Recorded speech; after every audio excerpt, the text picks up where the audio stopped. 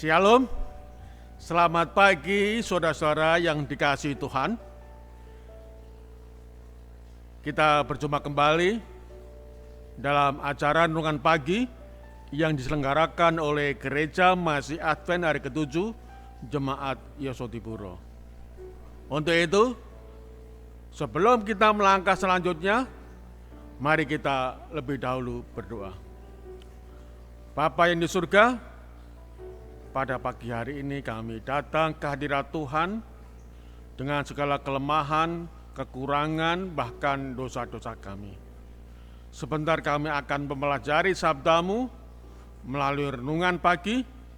Kiranya urapan Roh Kudus-Mu boleh menjadi bagian kami, sehingga kami boleh mengerti dan menerapkan sabda-Mu ini dalam kehidupan kami.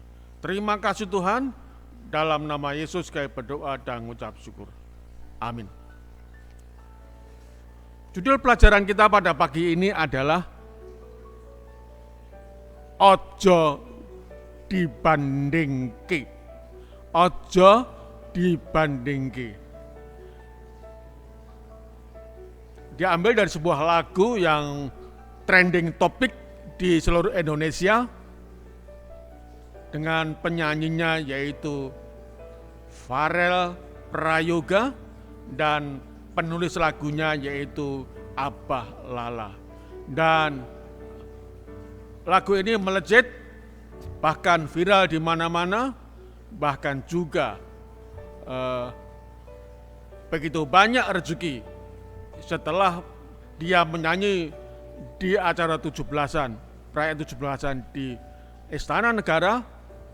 Justru berkat-berkat mengalir kepada yaitu Farel Prayoga. Saudara-saudara yang kasih dalam Tuhan, apa itu ojo dibandingke? Artinya dalam bahasa Indonesia yaitu jangan dibanding-bandingkan. Jangan membandingkan. Ini adalah sebuah pesan dari lagu yang kemarin dinyanyikan oleh Farel Prayoga. Saudara-saudara yang kasih dalam Tuhan, jangan membanding-bandingkan, jangan dibanding-bandingkan. Pada pagi hari ini kita akan belajar tentang seorang tokoh yang tercatat di dalam sebuah perumpamaan yang diajarkan oleh Tuhan Yesus, yaitu tokoh Farisi, orang Farisi. Dan kita baca dalam Lukas pasal 18 ayatnya yang ke-11. Sebaiknya saudara-saudara membaca ayat 9 sampai ayat yang ke-14 ya. Sebaiknya saudara membaca Lukas 18 ayat 9 sampai ke-14. Namun kita akan pelajari ayat demi ayat, yaitu ayat 11 kemudian ayat 12 saja. Mari kita buka ayat 11. Orang Farisi itu berdiri dan berdoa dalam hatinya. Begini, ya Allah, aku mengucap syukur kepadamu, karena aku tidak sama seperti semua orang lain. Bukan perampok, bukan orang lalim, bukan pezina, dan bukan juga seperti pemungut cukai ini. Aku berpuasa 2 kali seminggu. Aku memberikan 1/10 dari segala penghasilanku. Inilah doa yang disampaikan oleh orang Farisi kepada Tuhan. Jelas bahwa doanya ini adalah doa yang membanding-bandingkan dirinya dengan orang lain. Dia membandingkan dirinya dengan perampok, dia membandingkan dirinya dengan orang lalim, dia membandingkan dirinya dengan pezina, dia membandingkan dirinya dengan orang-orang lain. Bahkan dia membandingkan dirinya dengan orang pemungut cukai yang duduk beribadah di belakang. Saudara yang terkasih dalam Tuhan, sayangnya saudara, sayangnya ketika kita membanding-bandingkan diri kita dengan orang lain, seringnya bahwa kita ini membandingkan kesalehan, membandingkan kesalehan dalam tanda petik, bukan kesalahan.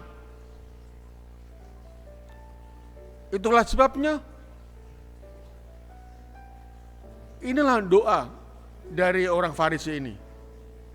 Kelihatannya dia menyombongkan kesalehannya, walaupun sebenarnya saudara, sebenar-benarnya bahwa dia juga sama seperti kita. Dia sama seperti orang pemungut cukai, sama-sama punya kelemahan, sama-sama punya dosa, punya kesalahan. Namun justru dia membandingkan kesalehannya dalam tanda petik dengan orang lain.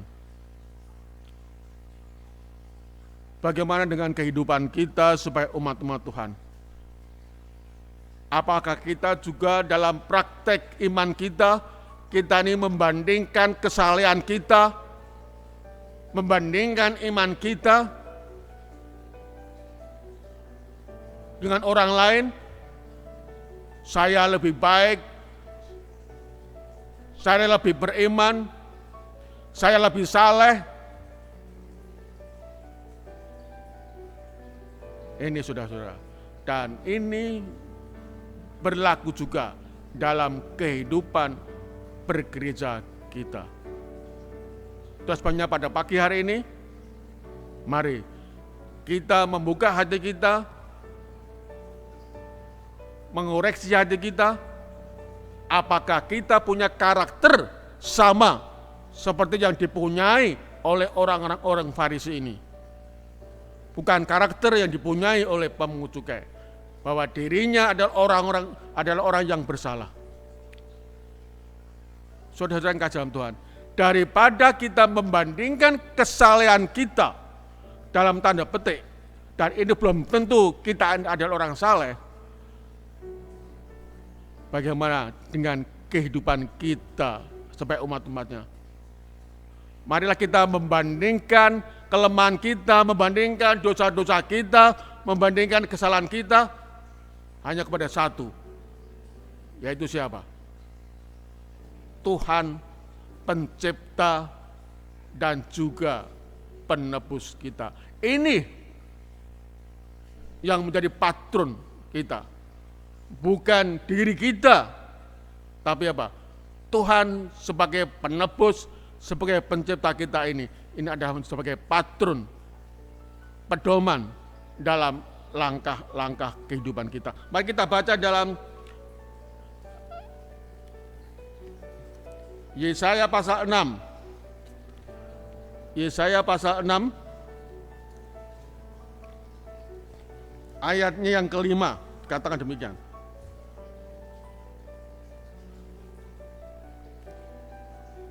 Lalu kataku, celakalah aku binasa, sebab aku ini seorang yang najis bibir, dan aku tinggal di tengah-tengah bangsa yang najis bibir. Namun mataku telah melihat Sang Raja, yakni Tuhan semesta alam. Kita perlu membandingkan diri kita dengan siapa? Tuhan.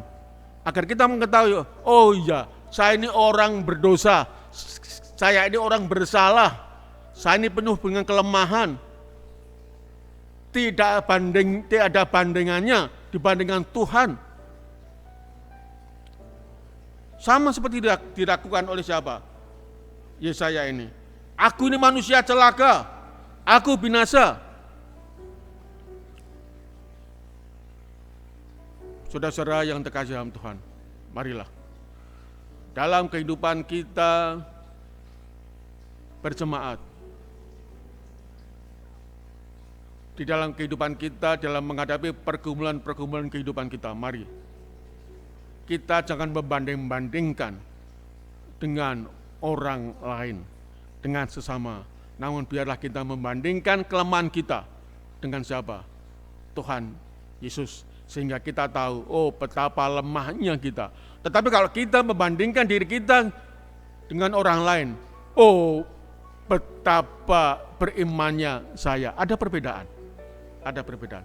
Jadi biarlah pada pagi hari ini, marilah ojo dibanding-bandingke, boleh menjadi pelajaran bagi kehidupan kita, agar kita tidak membanding-bandingkan kerohanian kita dengan kerohanian orang lain, sehingga kita pun boleh mendapatkan berkat dari surga atas kasih karunia oleh karena kelemahan-kelemahan kita, dosa-dosa kita. Selamat pagi, Tuhan memberkati. Amin.